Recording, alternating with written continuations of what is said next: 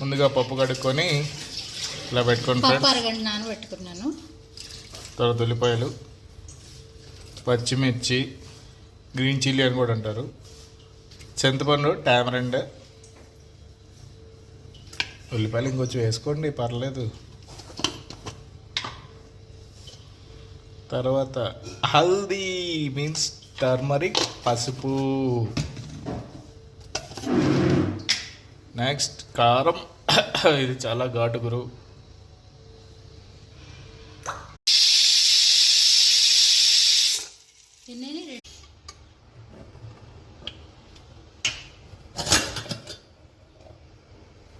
పప్పు మంచిగా ఉడిపోయింది friends.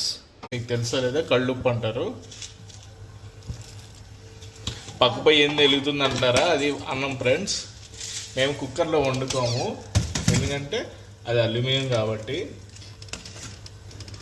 We వండు in only silver vessels, that is also not good. Again we వండు. పసుపు కూడా పూసుకోవాలి ఫ్రెండ్స్, ఎందుకంటారా కలర్ కోసం ఫ్రెండ్స్. అండ్ బ్యాక్టీరియా అంటే చచ్చిపోయింది దీంట్లో.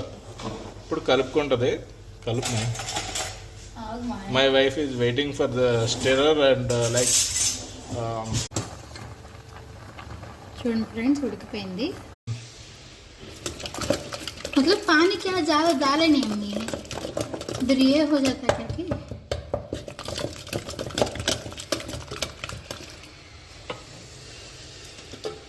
बार ये दाल को हलाएंगे. ముందుగా ఉడకబెట్టుకున్న ఇవి కద్దుకు తుకుడే